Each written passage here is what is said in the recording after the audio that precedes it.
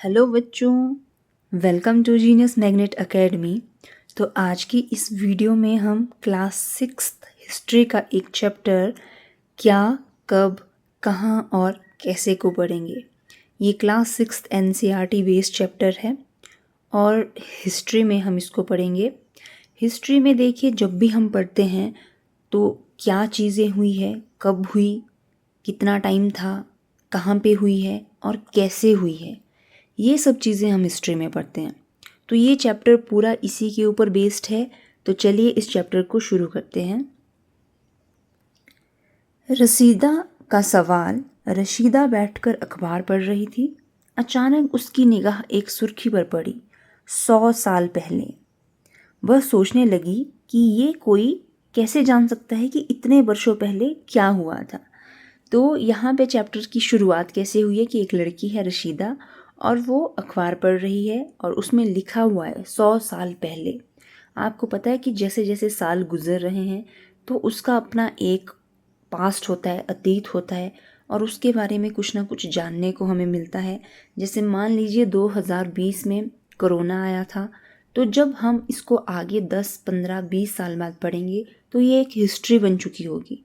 Even जो कल की बात होती है वो भी एक हिस्ट्री बन चुकी होती है। तो यहाँ पे लिखा था 100 साल पहले। वह सोचने लगी कि यह कोई कैसे जान सकता है कि इतने वर्षों पहले क्या हुआ था। तो उसके दिमाग में बात आई कि ये कोई कैसे जान सकता है कि पहले क्या हुआ था। ठीक है, पर आपको पता है कि हिस्ट्री की बहुत सी बातें हमें पता है, चाहे वो 2500 साल पहले की हड़प्पा सभ्यता के बारे में हो। ठीक है, ये सब चीज़ें हमें पता है कि भारत आज़ाद कैसे हुआ, मान लीजिए, ये इतिहास भी हमें पता है। तो ये वही जानना चाहती है कि हमें इतिहास का पता कैसे चलता है, कैसे पता लगाएं। यह जानने के लिए कि कल क्या हुआ था तुम रेडियो सुन सकते हो। ठीक है, पिछले कल की बातों को जानने के लिए हम रेडियो सुन सकते हैं, टेलीविज़न को भी देख सकते हैं या फिर अखबार भी पढ़ सकते हो। साथ ही यह जानने के लिए कि पिछले साल क्या हुआ था तुम किसी ऐसे व्यक्ति से बात कर सकते हो जिसे उस समय की स्मृति हो। ठीक है, यहाँ भी ये बताया जा रहा है कि अगर आपको अतीत के बारे में जानना है तो पिछले कल क्या हुआ ये भी तुम जान सकते हो। इसके लिए क्या कर सकते हो, तुम रेडियो सुन सकते हो, टेलीविज़न देख सकते हो, अखबार पढ़ के भी तुम्हें पता लग सकता है। ठीक है, और उसके बाद किसी ऐसे व्यक्ति से बात कर सकते हो जो कि इतिहास के बारे में गहन रुचि रखता हो और जिसे इतिहास के बारे में नॉलेज हो। ठीक है,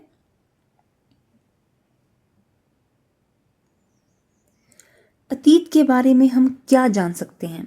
अब यहाँ पे पूछा जा रहा है कि जो हमारा पास्ट है उसके बारे में हम क्या क्या जान सकते हैं।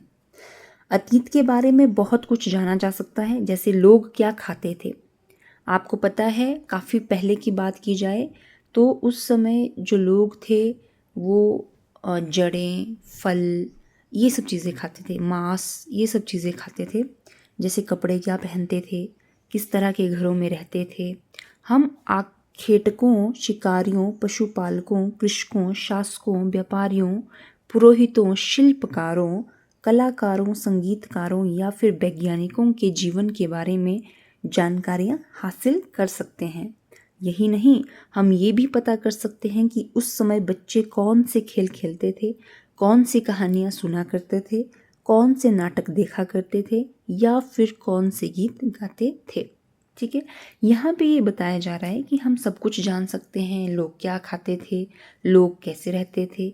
अभी भी हम देखेंगे इंडिया बहुत बड़ा है, यहाँ पे जो लोग हैं यहाँ पे बहुत विविधता है। कोई लोग कैसे रहते हैं, अलग अलग कपड़े पहनते हैं, अलग अलग खाना खाते हैं। तो यहाँ पे हिस्ट्री की बात की जा रही है कि हिस्ट्री में जो लोग थे वो कैसे रहते थे, पशुपालक थे या कृषक थे, व्यापारी थे, ठीक है, या फिर वैज्ञानिक थे, इनके बारे में भी हमें जानकारियाँ कैसे मिलती है, ये बात यहाँ पे की जा रही है। लोग कहाँ रहते थे। मानचित्र 1 पृष्ठ 2 में नर्मदा नदी का पता लगाओ। यहाँ पे नर्मदा नदी के बारे में पूछा गया है जो कि हमें मैप में देखनी है। कई लाख वर्ष पहले से लोग इस नदी के तट पर रह रहे हैं। यहाँ रहने वाले आरंभिक लोगों में से कुछ कुशल संग्राहक थे। ठीक है। यहाँ पे बात की जा रही है कि जो लोग थे वो ज़्यादातर कहाँ रहते थे, नर्मदा नदी के तट पर रहते थे। और इसकी हिस्ट्री हमें पता चलती है क्योंकि जो भी लोग थे ज़्यादातर वो नदियों के किनारे रहते थे ताकि वहाँ से उनको जल की सुविधा, कृषि के लिए पानी मिल सके। जो आसपास के जंगलों की विशाल संपदा से परिचित थे, ठीक है। कुशल संग्राहक होते हैं जो जैसे शिकार करने वाले भी हो सकते हैं, ठीक है, जिनको कि जंगलों के बारे में पूरा पता था। अपने भोजन के लिए वे जड़, फल और जंगल के अन्य उत्पादों का यहीं से संग्रहण करते थे। तो यहाँ पे बताया जा रहा है कि वो भोजन में क्या खाते थे, जड़, फल खाते थे, ठीक है। और उन्हें पूरा पता था जंगल का कि कौन सी चीज़ कहाँ पे मिलेगी। वे जानवरों का अखेट शिकार भी करते थे, ठीक है। और ये बात भी बताई जा रही है कि वो क्या खाते थे, शिकार करते थे और उन जानवरों को खाते थे।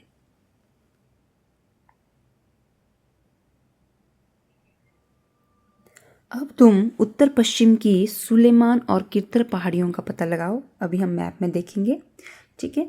यहाँ पे कहा जा रहा है उत्तर पश्चिम की सुलेमान की पहाड़ियाँ, ठीक है। यहाँ पे आप देख रहे होंगे ये है सुलेमान की पहाड़ियाँ, ठीक है जी। और दूसरा हमें बोला गया था कि नर्मदा नदी के बारे में देखिए, तो यहाँ पे है हमारी नर्मदा नदी जो कि मध्य प्रदेश में है। यहाँ पे मैप के थ्रू आप देख सकते हैं, यहाँ पे है सुलेमान और यहाँ पे है नर्मदा नदी।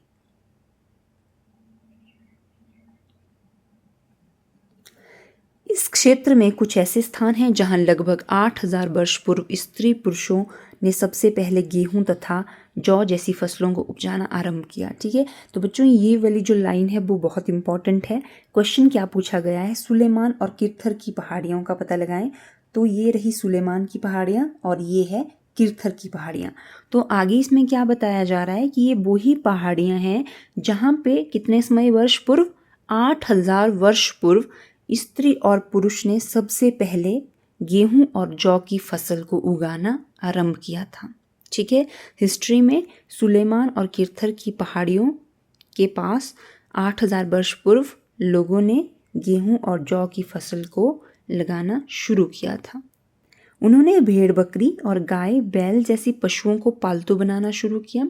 उसके बाद उन्होंने क्या किया था, जो गाय, बैल, बकरी, भेड़, इन सब पशुओं को पालतू बनाना शुरू किया था। ये लोग गांव में रहते थे, देखना यहाँ पे लिखा है गांव में रहते थे, शहरों में नहीं रहते थे, गांव में रहते थे। उत्तर पूर्व में गारो तथा मध्य भारत में विंध्य पहाड़ियों का पता लगाइए, ठीक है। आपको मैप का पूरा पता होना चाहिए जो भी मैप में पूछा जा रहा है। हमें बोला गया है कि गारो पहाड़ी का पता लगाइए। यहाँ पे देखिए ये है मेघालय की लोकेशन और मेघालय में हमारी गारो पहाड़ियाँ पड़ती है और यहाँ पे है विंध्य की पहाड़ियाँ। समझ आ गया आपको, ये है गारो पहाड़ियाँ और यहाँ पे है विंध्याचल की पहाड़ियाँ। ऐसे कुछ अन्य ऐसे क्षेत्र थे जहाँ कृषि का विकास हुआ था, जहाँ सबसे पहले चावल उपजाया गया। वे स्थान विंध्य के उत्तर में स्थित है। सेकंड जो हमारा इम्पोर्टेंट क्वेश्चन है वो ये है कि अगर हमें कृषि का पता लगाना है कि सबसे पहले चावल कहाँ पे उगाए गए थे, तो विंध्य के उत्तर में कोई स्थान है, वहाँ पे सबसे पहले चावल उगाए गए थे। और विंध्याचल की लोकेशन मैं आपको बता चुकी हूँ, ये है विंध्याचल की लोकेशन। और ये पूरा मैप इंडिया का मैप है, इसमें पूरी नदियाँ, हमारी पहाड़ियाँ, हिस्ट्री में कौन सी चीज़ कहाँ पे हुई थी, जैसे चावल यहाँ पे उगाए गए थे सबसे पहले विंध्य में, ठीक है। सुलेमान यहाँ पे गेहूँ, जौ ये सब चीज़ें उगाई गई थी, है ना। और यहाँ पे भेड़, बकरियाँ ये सब चीज़ें पाली जाती थी।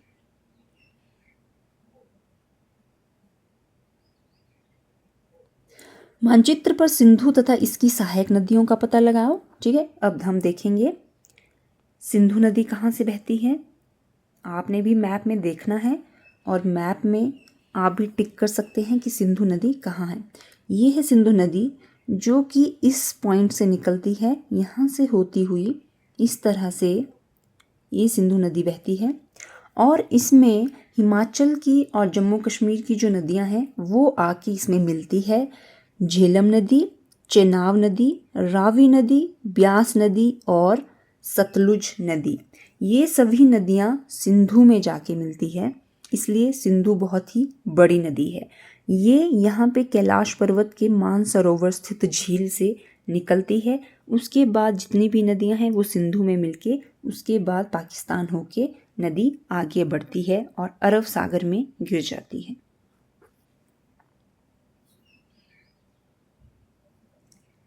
सहायक नदियाँ उन्हें कहते हैं जो एक बड़ी नदी में मिल जाती है। अभी मैंने आपको बताया जो भी ब्यास नदी है, सतलुज नदी है, चिनाब, झेलम, ये नदियाँ किस में मिल जाती हैं? सिंधु नदी में मिल जाती हैं। तो ये नदियाँ वो होती हैं जो सहायता करती है, ठीक है, किसकी? सिंधु नदी की सहायता कर रही है।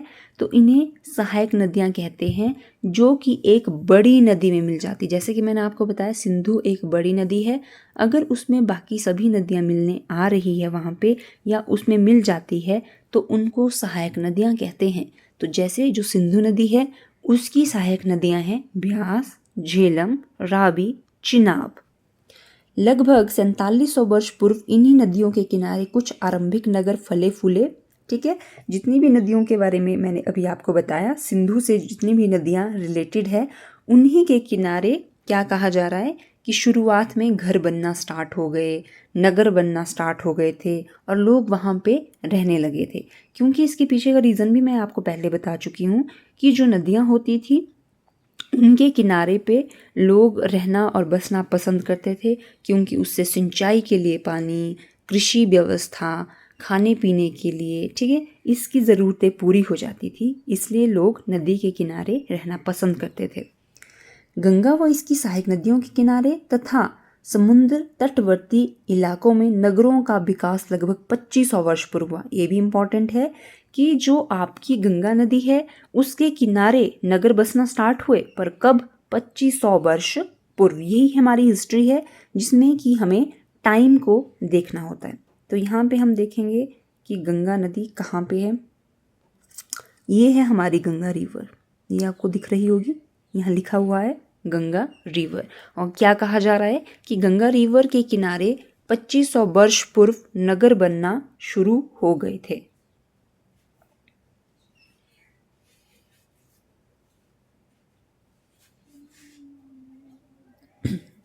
गंगा तथा इसकी सहायक नदी सोन का पता लगाओ। अभी कहा जा रहा है कि गंगा और इसकी जो सहायक नदी है, सहायक नदी मैंने बताई थी आपको, जो कि किसी नदी में जाके मिल जाती है, ठीक है, जो किसी बड़ी नदी में आके मिल जाती है, उसे सहायक नदियाँ कहा जाता है। गंगा और इसकी सहायक नदी सोन का पता लगाओ। गंगा के दक्षिण में इन नदियों के आसपास का क्षेत्र प्राचीन काल में मगध नाम से जाना जाता था।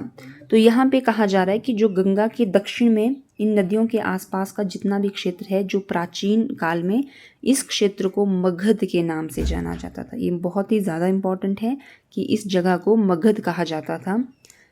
इसके शासक बहुत शक्तिशाली थे और जो यहाँ पे रहते थे, राजा महाराजा या जो भी लोग यहाँ पे रहते थे, वो बहुत ही शक्तिशाली थे और उन्होंने एक विशाल राज्य स्थापित किया था और उन्होंने बहुत बड़ा राज्य स्थापित किया था।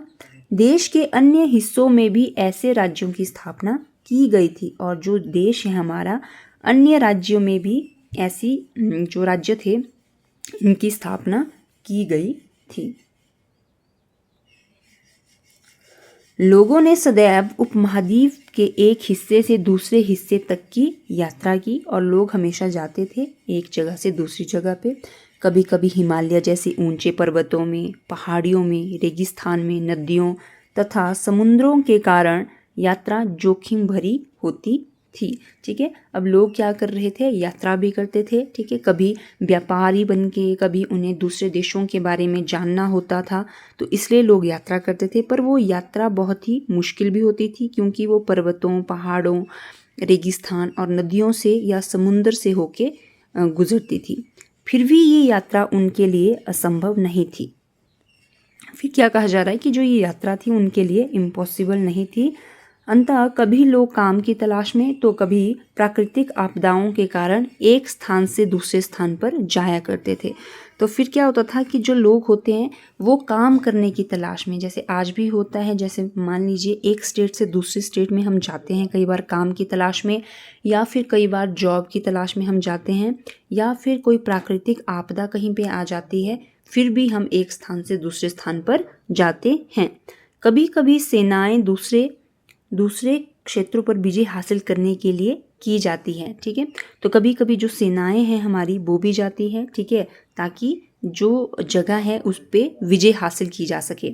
इसके अतिरिक्त व्यापारी सभी काफिले में तो कभी जहाज़ों में अपने साथ मूल्यवान वस्तुएं लेकर एक स्थान से दूसरे स्थान पर जाते रहते हैं। तो फिर क्या होता है कि जो कभी कभी व्यापारी भी होते हैं वो भी व्यापार करते हैं, ठीक है। कभी कोई व्यापारी जैसे पत्थर हो गए, कोई मसाले हो गए, उनको एक स्थान से दूसरे स्थानों पर ले जाते हैं। धार्मिक गुरु लोगों को शिक्षा और सलाह देते हुए एक गांव से दूसरे गांव तथा एक कस्बे से दूसरे कस्बे में जाया करते हैं। धार्मिक गुरुओं को भी आपने देखा होगा, ठीक है, जो गुरु होते हैं जो उपदेश देते हैं वो भी अलग अलग देशों में जाके अपने धर्म का प्रचार करते हैं या फिर सुख शांति समृद्धि को फैलाते हैं। कुछ लोग नए और रोचक स्थानों को खोजने की चाह में उत्सुकतावश भी यात्रा करते हैं, और कुछ लोग ऐसे भी होते हैं जो बहुत एक्साइटेड होते हैं, ठीक है, ट्रैवल करते हैं एक जगह से दूसरी जगह पर। आप लोग भी इंटरेस्टेड होते होंगे, ठीक है। आप भी हिमाचल से बाहर जाना चाहते होंगे, या फिर उत्तराखंड में हैं तो दिल्ली जाना चाहते होंगे। जैसे साउथ वाले भी हम ज़्यादातर देखेंगे तो हिमाचल मनाली इस तरफ को घूमने बहुत ज़्यादा आते हैं। इन सभी यात्राओं से लोगों को एक दूसरे के विचारों को जानने का अवसर मिलता है, ठीक है। तो यहाँ पे भी जैसे आपने यूट्यूब पे भी ब्लॉग्स देखे होंगे, ट्रैवल ब्लॉग लोग बनाते हैं, कई जगह पे घूमने जाते हैं, बहुत सारी जगह हैं इंडिया में घूमने के लिए। तो यहाँ से क्या कहा जा रहा है कि इसमें जो है लोगों के विचारों को जानने का हमें मौका मिलता है। जैसे मान लीजिए अगर मैं दिल्ली में रह रही हूँ तो मैं यहाँ से जाऊँगी साउथ में, ठीक है।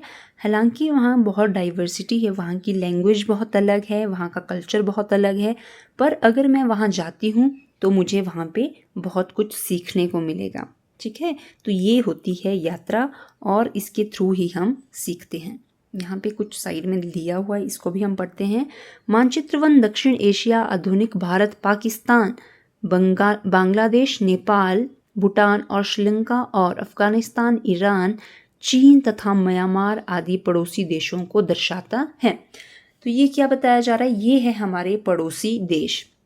दक्षिण एशिया एक महाद्वीप से छोटा है, लेकिन विशालता तथा बाकी एशिया से समुद्रों, पहाड़ियों तथा पर्वतों से बंट होने के कारण इसे प्राय उपमहाद्वीप कहा जाता है, ठीक है। तो आपको पता होगा कि भारत को उपमहाद्वीप भी कहा जाता है, क्योंकि यहाँ पे इसका रीज़न बताया जा रहा है कि ये बहुत ही विशाल है एक तो, और दूसरा क्या है कि ये समुद्रों, पहाड़ियों और पर्वतों से बंट चुका है। कहीं पे इसमें नीचे समुंदर है, कहीं पे पर्वत है और कहीं पे पहाड़ है। इसके अलावा यहाँ पे कुछ एक हमारे पड़ोसी देशों के नाम भी बताए गए हैं, तो मैं आपको थोड़ा थोड़ा बता देती हूँ कि यहाँ पे हमारा पाकिस्तान है, ये है हमारा अफ़गानिस्तान जो हमारे पड़ोसी देश हैं, ठीक है। और यहाँ पे है नेपाल, यहाँ पे चीन है, ठीक है, यहाँ पे बांग्लादेश है, यहाँ पे आपका म्यांमार है, ठीक है। तो ये है आपके पड़ोसी देश, और यहाँ पे है श्रीलंका जो कि भारतीय उपमहाद्वीप के पड़ोसी देश हैं। तो चलिए आगे हम चैप्टर देखते हैं। आजकल लोग यात्राएं क्यों करते हैं, जैसे मैंने अभी भी बताया आपको कि आजकल लोग घूमने के पर्पस से, ट्रैवल करने के पर्पस से, नॉलेज को गेन करने के पर्पस से, कभी कभी अपने काम से, ठीक है, और कभी जॉब के पर्पस से लोग एक जगह से दूसरी जगह पे जाते हैं, ठीक है। तो यहाँ पे क्वेश्चन पूछा जा रहा है कि आज लोग यात्राएं क्यों करते हैं, आजकल जो लोग ट्रैवल कर रहे हैं इसका रीज़न क्या है। एक बार फिर से मानचित्र वन को देखो, पहाड़ियाँ, पर्वत और समुद्र इस उपमहाद्वीप की प्राकृतिक सीमा का निर्माण करते हैं, ठीक है। यहाँ पे फिर से बोला जा रहा है कि आप एक बार मैप देखिए और इसमें पहाड़ियाँ देखिए, पर्वत देखिए, ठीक है। ये है हमारा पूरा हिमालय पर्वत, यहाँ लिखा भी हुआ है हिमालय पर्वत, ठीक है, यहाँ लिखा हुआ है हिमालय पर्वत। ये है हमारा अरब सागर। अब देखिए आप ध्यान से, ये इंडिया का मैप है। इंडिया का मैप में जो गुजरात वाला एरिया है उससे ऊपर देखिए आप, उससे ऊपर आपको पूरा देश, स्टेट्स, हिमालय पर्वत यही देखने को मिलेगा। पर जब आप नीचे देखेंगे, जैसे ये मुंबई है यहाँ पे, ठीक है, केरला है, इस तरह से ये वाली बाउंड्री देखिए, यहाँ पे नीचे हमें समुद्र देखने को मिलते हैं। एक तरफ अरब सागर और दूसरी तरफ बंगाल की खाड़ी। ठीक है जी।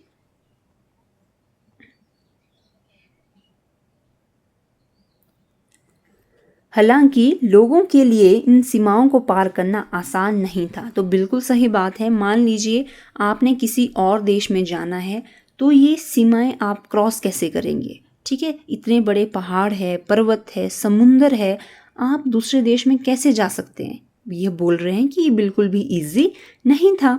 जिन्होंने ऐसा चाहा वे ऐसा कर सके, वे पर्वतों की ऊंचाई को छू सके तथा गहरे समुद्रों को पार कर सके। ठीक है, ये बोल रहे हैं कि जिन्होंने ऐसा सोचा कि वो जाएंगे, ठीक है, वही क्या कर सके, पर्वतों की ऊंचाई को भी उन्होंने छू लिया और समुंदर को पार करके भी वो दूसरे देशों में चले गए। उपमहाद्वीप के बाहर से भी कुछ लोग यहाँ आए। आपको भी पता है, हिस्ट्री में आगे आप पढ़ेंगे ऐसी चीज़ें कि बहुत से लोग थे ऐसे जो बाहर से भी हमारे देश में आए थे और यहीं बस गए, यहीं पे आके वो बस गए थे। लोगों के इस आवागमन ने हमारी सांस्कृतिक परंपराओं को समृद्ध किया है। ठीक है, यही मैं बात आपको समझा रही थी कि कोई भी इंसान जो बाहर से यहाँ पे आता है या हम यहाँ से बाहर जाते हैं तो हमें वहाँ का कल्चर सीखने को मिलता है। और ऐसे भी भारत में बहुत ज़्यादा विविधता है। जितने भी स्टेट्स में आप जाएंगे, वहाँ का कल्चर, वहाँ का खाना पीना, वहाँ की ड्रेसेस, सब कुछ बिल्कुल ही डिफरेंट है। कई सौ वर्षों से लोग पत्थर को तराशने, संगीत रचने और यहाँ तक कि भोजन बनाने के नए तरीकों के बारे में एक दूसरे के विचारों को अपनाते रहे हैं। तो यहाँ पे कहा जा रहा है कि जो पत्थर को तराशना हो, कोई ज्वेलरी बनानी हो या फिर संगीत, म्यूज़िक भी आपने देखा होगा, अलग अलग टेस्ट है पूरे इंडिया में। जो हमारा लोकल कल्चर होगा या फिर जो भी म्यूज़िक है वो बिल्कुल डिफरेंट है। और यहाँ तक कि जो हमारा खाना पीना है, साउथ में देखेंगे तो इडली, डोसा, सांभर, है ना, ऐसी चीज़ें होती है। और साउथ में आएंगे आप तो सिड्डू बहुत ज़्यादा फेमस है, मोमो बहुत ज़्यादा फेमस है। तो इस तरह का जो डिफरेंस है खाने में भी, ये हमें देखने को मिलता है। देश के नाम। अपने देश के लिए हम प्राय इंडिया तथा भारत जैसे नामों का प्रयोग करते हैं। इंडिया जो शब्द है वो इंग्लिश में हम इंडिया कहते हैं अपने भारत को, और भारत तो फेमस ही है। ठीक है, इंडिया शब्द इंडस से निकला है। तो यहाँ पे ये बताया जा रहा है कि जो इंडिया है वो निकला कहाँ से। जो भी वर्ड होता है वो कहीं ना कहीं से निकला होता है। ठीक है, उसकी उत्पत्ति हुई होती है कहीं ना कहीं से। तो ये कहा जा रहा है कि जो इंडिया है वो शब्द इंडस से निकला है। इंडस यानी रिवर इंडस। इंडस रिवर कौन सी है? सिंधु रिवर। सिंधु रिवर को इंडस रिवर भी कहा जाता है, जिसे संस्कृत में सिंधु कहा जाता है। ठीक है, और यहाँ पे बताया जा रहा है आगे आपको कि इसे सिंधु कहा जाता है संस्कृत में। ठीक है, इंडिया शब्द किससे निकला है? इंडस से निकला है, और संस्कृत में इसे सिंधु कहा जाता है। अपने एटलस में ईरान और यूनान का पता लगाओ। लगभग 2500 वर्ष पूर्व उत्तर पश्चिम की ओर से आने वाले ईरानियों और यूनानियों ने सिंधु को इंदोस और इस नदी के पूर्व में स्थित भूमि प्रदेश को इंडिया कहा। ठीक है जी, ये बहुत इंपॉर्टेंट है, आपको पता होना चाहिए कि हमारे इंडिया का नाम इंडिया कैसे पड़ा। तो यहाँ पे कहा जा रहा है कि अगर आपके पास मैप है तो आप मैप में ईरान और यूनान को देखिए सबसे पहले, जो कि उत्तर पश्चिम में पड़ेगा। और इन्होंने ही जो है सिंधु को सबसे पहले, जो हमारी सिंधु नदी है, ईरानियों और यूनानियों ने ही सबसे पहले सिंधु रिवर को इंदोस या फिर हिंदोस कहकर पुकारा था। ठीक है, और जो सिंधु रिवर है इसके साथ में जो पूरा एरिया है उसको इंडिया कहकर उन्होंने पुकारा था। भरत नाम का प्रयोग उत्तर पश्चिम में रहने वाले लोगों के एक समूह के लिए किया जाता था। और भरत, जिसे आज हम भारत कहा जाता है, उस समय शायद भरत कहा जाता था। तो यहाँ पे कुछ लोगों का समूह रहता था उत्तर पश्चिम में, ठीक है। यहाँ पे कुछ लोगों का समूह रहता था, जैसे लोगों का ग्रुप रहता था कोई, उसे भरत नाम से पुकारा जाता था और शायद वहीं से ही भारत नाम पड़ गया हमारे भारत का। इस समूह का उल्लेख संस्कृत की आरंभिक लगभग 3500 वर्ष पुरानी कृति ऋग्वेद में भी मिलता है। आपको पता है कि हमारे वेद है, ऋग्वेद, अथर्ववेद हो गया, उसके बाद यजुर्वेद हो गया, सामवेद, इन वेदों से हमें बहुत नॉलेज मिलता है। तो यहाँ पे ये कहा जा रहा है कि जो हमारा भारत है इसका पता ऋग्वेद में भी मिलता है। बाद में इसका प्रयोग देश के लिए होने लगा, ठीक है। और बाद में जो भरत नाम था इससे हमारे पूरे भारत का नाम पड़ गया, ये यहाँ पे कहा जा रहा है। यहाँ पे एक इम्पॉर्टेंट कुछ कंटेंट है, इसको पढ़ते हैं। ताड़पत्रों से बनी पांडुलिपि का एक पृष्ठ, ठीक है।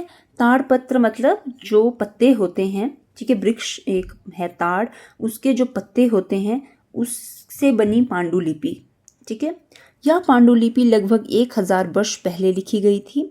अब आप ध्यान रखेंगे कि यहाँ पे पांडुलिपि को लिखने की बात की जा रही। जब भी हम छालों पे, पत्तों के ऊपर कुछ लिखेंगे तो वो पांडुलिपि है और 1000 वर्ष पूर्व वो लिखी गई थी। किताब बनने के लिए ताड़ के पत्तों को काटकर उनके अलग अलग हिस्सों को एक साथ बांध दिया जाता था। आपको पता है कि किताबें किससे बनती है? वृक्षों के जो कोई पत्ते होंगे, कोई छाल होती है, उनसे हमारी बुक्स बनती है, ठीक है।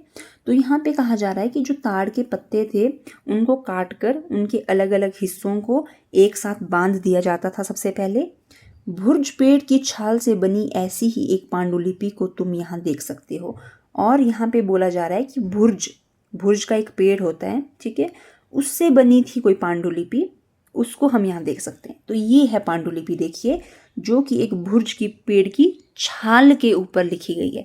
आप क्या सोच सकते हैं कि आजकल कि कोई छाल, कोई पत्तों के ऊपर कुछ लिख सकता था? नहीं ना। आजकल तो हमारे पास नोटबुक्स आ गई हैं, कॉपी आ गई है, हम उसके ऊपर ही लिखते हैं। पर यहाँ पे एक बात की जा रही है हमारे अतीत के बारे में। तो यही जानने हम यहाँ पे आए हैं कि भुर्ज के पेड़ की छाल थी, उसके ऊपर पांडुलिपि लिखी जाती थी। ये वर्ड्स लिखे गए हैं कुछ, देखिए। और हम इस लैंग्वेज को पढ़ नहीं सकते हैं क्योंकि ये लैंग्वेज बिल्कुल डिफरेंट है, ठीक है, हम इसको पढ़ नहीं सकते हैं। आगे है हमारा कि अतीत के बारे में हम कैसे जानें। अतीत की जानकारी हम कई प्रकार से प्राप्त कर सकते हैं, ठीक है। बहुत सारे सोर्सेज हो सकते हैं हमारे वहाँ जिससे हम पास्ट का पता लगाएं। चलिए देखते हैं कि आगे कौन से सोर्सेज हैं। इनमें से एक तरीका अतीत में लिखी गई पुस्तकों को ढूंढना और पढ़ना है, ठीक है। सबसे पहला सोर्स क्या है कि हम अतीत की कोई बुक्स जो हमें मिल जाए उसको हम ढूंढ सकते हैं, या ठीक है, तो उसको पढ़कर भी हम अतीत का पता लगा सकते हैं अगर हम लैंग्वेज जानते हो। क्योंकि यहाँ पे जैसे जो ताड़पत्र दिया गया है इसकी लैंग्वेज तो हम समझ ही नहीं सकते, ठीक है। ये पुस्तकें हाथ से लिखी होने के कारण पांडुलिपि कही जाती है, ठीक है। जो भी बुक्स हाथ से लिखी जाती थी उसको पांडुलिपि कहा जाता था। अंग्रेजी में पांडुलिपि के लिए प्रयुक्त होने वाला मैन्यूस्क्रिप्ट शब्द लैटिन शब्द मेन्यू, जिसका अर्थात है, से निकला है। हिंदी में जिसे हम मैन्यूस्क्रिप्ट कहते हैं, जिससे हम बुक्स पे या कॉपी पे कुछ लिखते हैं, तो उसको पांडुलिपि कहा जाता है, ठीक है। जैसे यहाँ पे भुर्ज की छाल पर लिखा गया है तो ये भी एक पांडुलिपि है। तो ये कहा जा रहा है कि जो पांडुलिपि शब्द है वो अंग्रेजी भाषा के शब्द, ठीक है, मैन्यूस्क्रिप्ट से लिया गया है। पर जो मैन्यूस्क्रिप्ट शब्द है वो भी कहीं से हमने लिया है। वो कहाँ से लिया है? लैटिन शब्द मेनू से लिया है हमने वो, ठीक है। जो पांडुलिपि है उसको मैन्यूस्क्रिप्ट कहा जाता है और मैन्यूस्क्रिप्ट लैटिन भाषा के शब्द मेन्यू से हमने निकाला है। ये पांडुलिपियां प्राय ताड़पत्रों अथवा हिमालय क्षेत्रों में उगने वाले भुर्ज नामक पेड़ की छाल से विशेष तरीके से तैयार भोजपत्र पर लिखी मिलती है। अब ये क्या बोल रहे, जो मेन्यू है इसका मतलब क्या है आगे कि ये पांडुलिपियां जो है ताड़पत्र, अभी मैंने आपको बताया ताड़पत्र, और हिमालय क्षेत्र में जो उगता है एक जिसका नाम है भुर्ज के पेड़ की छाल से हमें मिलती है, ठीक है। और वहाँ पे उसमें ही ये पांडुलिपियां लिखी जाती है। इतने वर्षों में इनमें से कई पांडुलिपियों को कीड़ों ने खा लिया तथा कुछ नष्ट कर दी गई, ठीक है।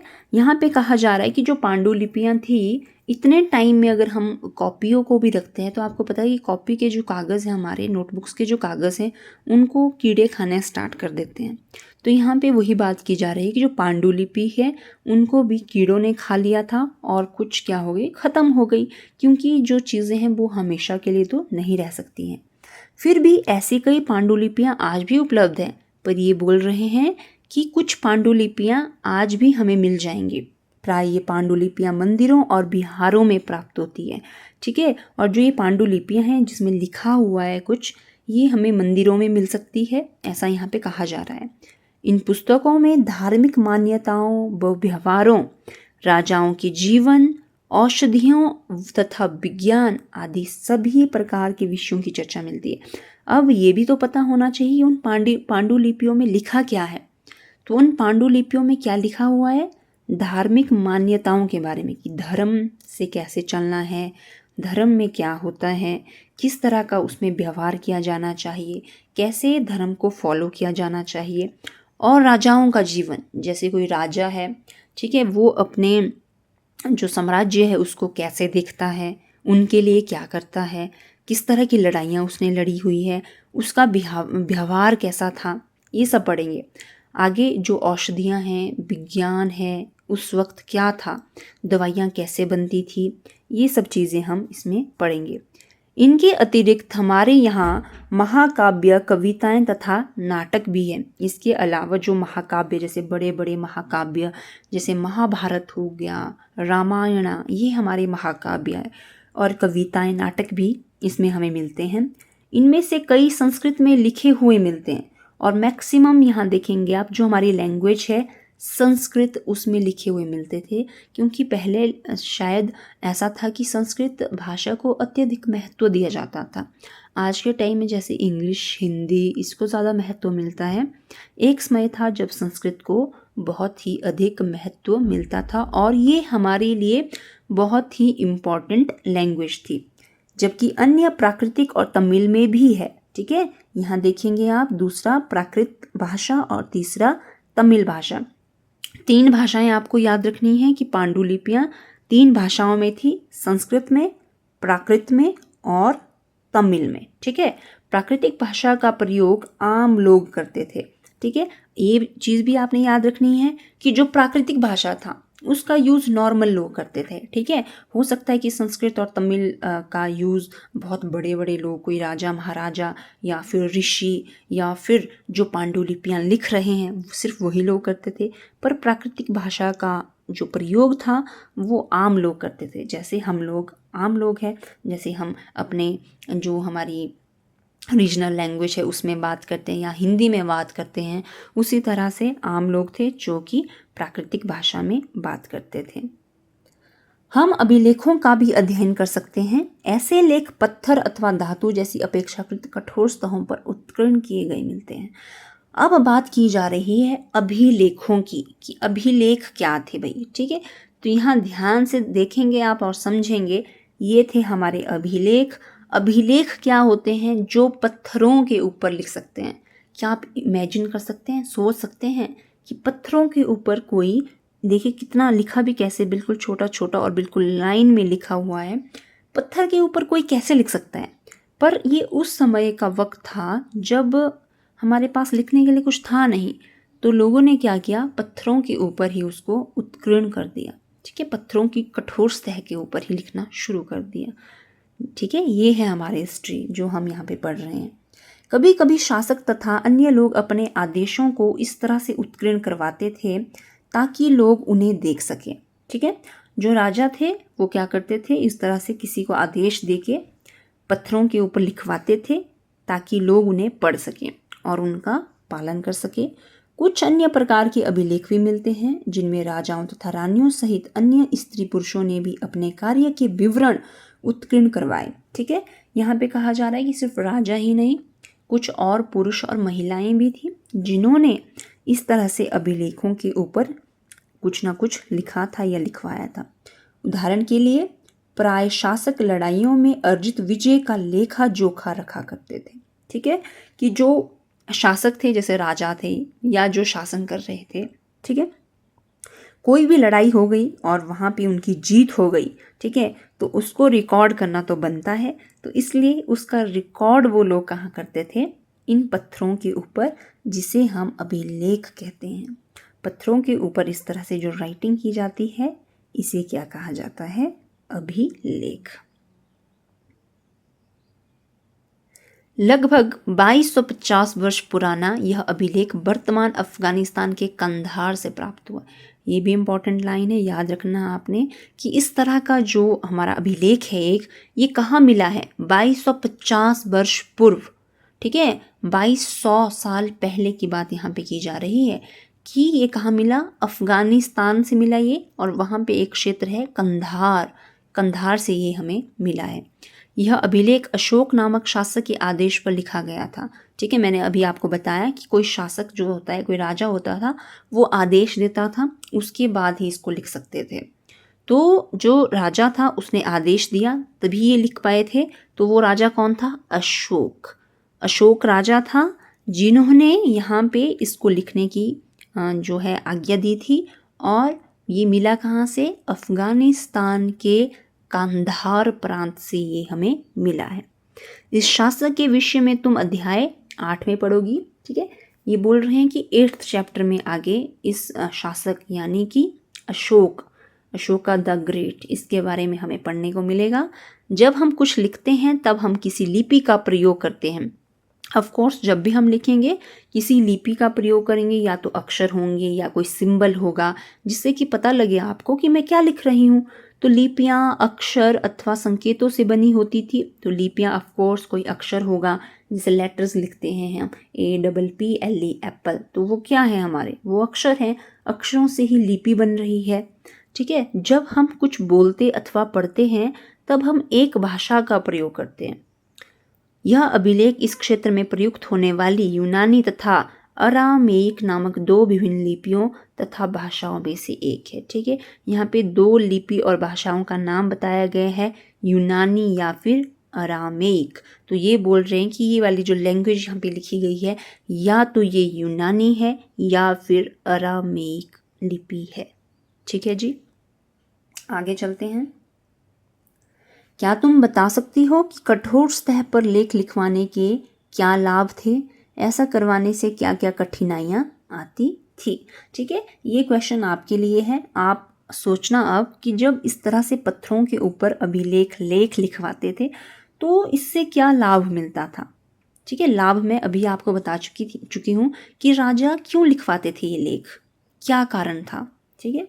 इसमें अतिरिक्त अन्य कई वस्तुएं अतीत में बनी और प्रयोग में लाई जाती थी। बहुत सारी जो वस्तुएं हैं वो पुराने टाइम में बनी और ज़रूरत में भी लाई जाती थी। ऐसी वस्तुओं का अध्ययन करने वाला व्यक्ति पुरातत्वविद कहलाता है। जी देखिए, बहुत ही इंपॉर्टेंट लाइन है ये।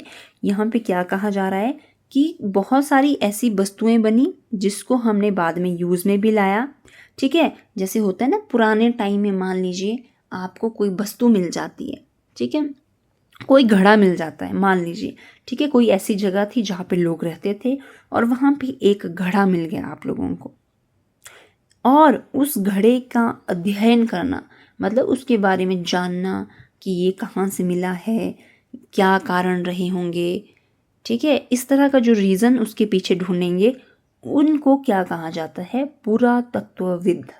उन्हें पुरातत्वविद कहा जाता है। पुरातत्वविद पत्थर और ईंट से बनी इमारतों के अवशेषों, चित्रों तथा मूर्तियों का अध्ययन करते हैं, ठीक है।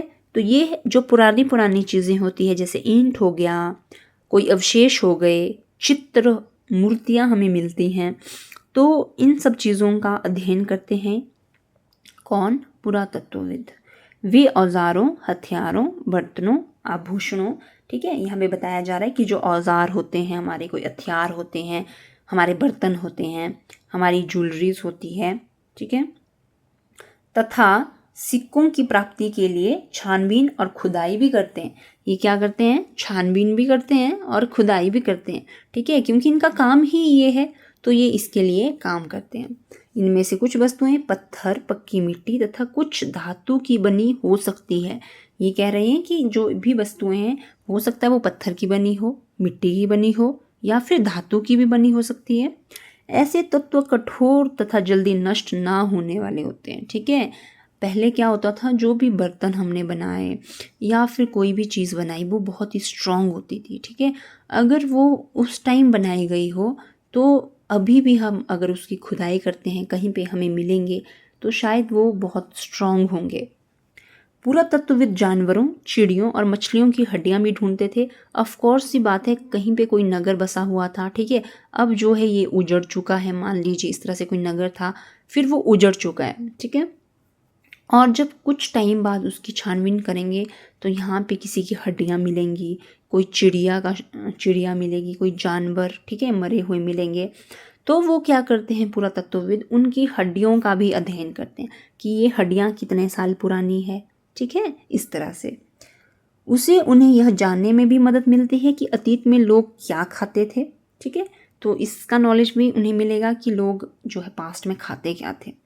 वनस्पतियों के अवशेष बहुत मुश्किल से बच पाते हैं, यह क्योंकि जो वनस्पतियाँ होती जैसे पेड़ है, मान लीजिए अगर वो गिर जाता है तो वो मिट्टी में मिल जाता है। ठीक है, तो वो थोड़ा मुश्किल होता है। अन्य अन्न के दाने अथवा लकड़ी के टुकड़े जल जाते हैं तो वे जले हुए के रूप में बचे जाते हैं। ठीक है, जैसे कोई लकड़ी हो गई वो जल जाती है तो वो जले हुए के रूप में बच जाती है।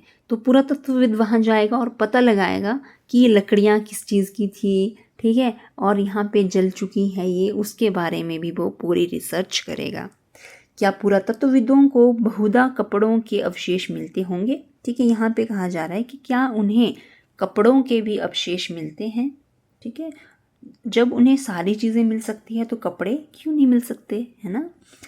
पांडुलिपियों, अभिलेखों तथा पुरातत्वविदों से ज्ञात जानकारियों के लिए इतिहासकार प्राय स्रोत शब्द का प्रयोग करते हैं। ठीक है, ये क्या कह रहे हैं कि जो भी हमें जानकारियाँ मिलेंगी किसी सोर्स से तो यहाँ पे हिस्ट्री में उसे स्रोत कहा जाता है।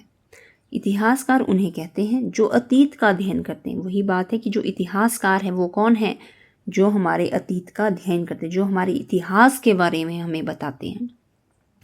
स्रोत के प्राप्त होते ही अतीत के बारे में पढ़ना बहुत रोचक हो जाता है। जैसे ही हमें कोई सोर्सेज मिलने लग जाते हैं, अच्छा वो चीज़ वहाँ पे मिली थी, चावल वहाँ पे उगाना शुरू हुए थे, तो बहुत इंटरेस्टिंग होता है सब कुछ जानना, क्योंकि इन स्रोतों की सहायता से हम धीरे धीरे अतीत का पुनर्निर्माण करते जाते हैं। अंततः इतिहासकार तथा पुरातत्वविद उन जासूसों की तरह है जो इन सभी स्रोतों का प्रयोग सुराग के रूप में कर अतीत को जानने का प्रयास करते हैं। तो यहाँ पे कहा जा रहा है कि इतिहासकार एक जासूस की तरह है जो पुरानी चीज़ें ढूंढ कर लाते हैं। अतीत एक या अनेक, अब ये बोल रहे हैं कि अतीत जो है वो एक है या अनेक है। क्या तुमने इस पुस्तक के शीर्षक हमारे अतीत पर ध्यान दिया है? यहाँ अतीत शब्द का प्रयोग बहुवचन के रूप में किया गया है। ठीक है, यहाँ पे कहा जा रहा है कि जो अतीत शब्द है वो बहुवचन के रूप में किया गया है। ऐसा इस तथ्य की ओर ध्यान दिलाने के लिए किया गया है कि अलग अलग समूह के लोगों के लिए एक अतीत के अलग अलग मायने थे। उदाहरण के लिए पशुपालकों तथा कृषकों का जीवन राजाओं तथा रानियों के जीवन से तथा व्यापारियों का जीवन शिल्पकारों के जीवन से बहुत विभिन्न था। तो यहाँ पे कहा जा रहा है कि जो अतीत था वो सबका अलग अलग होता है। जैसे जो राजा थे उनका अतीत अलग होगा, रानियों का अतीत अलग होगा, जो व्यापारी थे वो कुछ अलग थे, शिल्पकार जो थे उनका जीवन कुछ अलग था। जो शिल्पकार थे या व्यापारी थे उनका जीवन राजा रानियों की तरह नहीं हो सकता है, तो उनके जीवन में अलग अलग रूप से यहाँ पे दिखाया गया है। जैसा कि हम आज भी देखते हैं, उस समय भी देश के अलग अलग हिस्सों में लोग अलग अलग व्यापारों और रीति रिवाजों का पालन करते थे। तो जो रीति रिवाज थे वो तो पहले से ही थे, लोग अलग अलग रीति रिवाज का पालन पहले से ही करते आ रहे हैं। उदाहरण के लिए आज अंडमान द्वीप के अधिकांश लोग अपना भोजन मछलियां पकड़कर, शिकार करके तथा फल फूल के संग्रह द्वारा प्राप्त करते हैं। तो ये बता रहे हैं कि जो अंडमान द्वीप समूह है, जो इंडिया का एक द्वीप समूह है, वहाँ पे लोग जो है आजकल क्या करते हैं, मछली पकड़कर अपना गुजारा करते हैं या शिकार करते हैं या फल फूल के संग्रह द्वारा इसको प्राप्त करते हैं। इसके विपरीत शहरों में रहने वाले लोग खाद्य आपूर्ति के लिए अन्य व्यक्तियों पर निर्भर रहते हैं और जो शहरों के लोग हैं वो खाने के लिए दूसरे लोगों पे यानी जो सब्जी वाले होते हैं सब्जी बेचते हैं उनके ऊपर डिपेंड करते हैं। इस तरह के भेद अतीत में भी विद्यमान थे। ठीक है, तो ये वही बात कर रहे हैं कि इस तरह के जो भेद थे वो अतीत में भी विद्यमान थे। इसके अतिरिक्त एक अन्य तरह का भेद है। एक अन्य तरह का भेद क्या है? उसमें शासक अपनी विजयों का लेखा जोखा रखते थे। अभी मैंने आपको ये बात बताई थी कि जो भी राजा थे वो अपनी विजय यानी जब भी वो किसी लड़ाई को जीतते थे, ठीक है, या उन्होंने कोई राज्य हासिल कर लिया तो उसका लेखा जोखा वो रखते थे। यही कारण है कि हम उन शासकों तथा उनके द्वारा लड़ी जाने वाली लड़ाइयों के बारे में कुछ जानते हैं। आपने कभी सोचा है कि जो हिस्ट्री में इतनी सारी लड़ाइयाँ हुई है आज हम उनके बारे में कैसे पढ़ते हैं? ये वही रीज़न था कि जो शासक थे वो उसका रिटर्न नोट रखते थे, जबकि शिकारी, मछुआरे, संग्राहक, कृषक तथा पशुपालक जैसे आम आदमी प्राय अपने कार्यों का लेखा जोखा नहीं रखते थे। ठीक है, जो छोटे लोग थे जैसे कोई शिकारी हो गया, मछुआरे हो जो मछली पकड़ते हैं, या फिर कृषक हो गए, पशुपालक हो गए, ये अपना लेखा जोखा नहीं रखते थे, तो इनके बारे में हमें ज़्यादा नॉलेज नहीं मिलता है। पुरातत्व की सहायता से हमें उनके जीवन को जानने में मदद मिलती है, हालांकि अभी भी इनके बारे में बहुत कुछ जानना शेष है। ठीक है, तो बोल रहे कि जो पुरातत्वविद होते हैं वो हमें नॉलेज करवाते हैं, वो हमें बताते हैं कि हमारे इतिहास में क्या क्या चीज़ें थी। ठीक है, पर अभी भी बहुत सारी चीज़ें ऐसी हैं जिनके बारे में हम जान नहीं पाए हैं। आगे हैं तिथियों का मतलब। तिथि क्या होती है? ठीक है, अगर कोई तुमसे पूछे तिथि के विषय में पूछे तो तुम शायद उस दिन की तारीख, माह, वर्ष जैसे कि 2000 या इसी तरह का कोई और वर्ष बताओगी। ठीक है, तो ये क्या कह रहे कि तिथि का मतलब क्या है कि आप बता देंगे कि आज इतनी तारीख है, ठीक है, कौन सा ईयर चला हुआ है, यही आप तिथि से समझते हैं। वर्ष की ये गणना ईसाई धर्म प्रवर्तक ईसा मसीह के जन्म की तिथि से की जाती है। तो ये बात याद रखनी है कि जो हमारा टाइम होता है, ठीक है, उसकी जो कैलकुलेशन है हम वो कहाँ से करते हैं? ईसाई धर्म के जो प्रवर्तक थे ईसा मसीह, ठीक है, इनके जन्म से हम इसको शुरू करते हैं। अतः 2000 वर्ष कहने का तात्पर्य ईसा मसीह के जन्म के 2000 वर्ष के बाद से की जाती है। ठीक है, अगर हम कह रहे हैं कि 2000 वर्ष तो इसका मतलब है कि हम कब की बात कर रहे हैं? ईसा मसीह के जन्म के 2000 वर्ष के बाद की हम बात कर रहे हैं। ईसा मसीह के जन्म के पूर्व की सभी तिथियां ईसा पूर्व ईसा से पहले के रूप में जानी जाती है। इस पुस्तक में हम 2000 को अपना आरंभिक बिंदु मानते हुए वर्तमान से पूर्व की तिथियों का उल्लेख करते हैं। ठीक है, यहाँ पे टाइम की ही बात की जा रही है। ठीक है, तो जो ये था हमारा चैप्टर, जी, तो ये था हमारा चैप्टर। ठीक है, होप आपको समझ आया हो। अगर आपको चैप्टर अच्छा लगा हो तो लाइक, सब्सक्राइब एंड शेयर ज़रूर कीजिए और नेक्स्ट वीडियो में हम इस चैप्टर की एक्सरसाइज को कंप्लीट करेंगे। Thank you so much.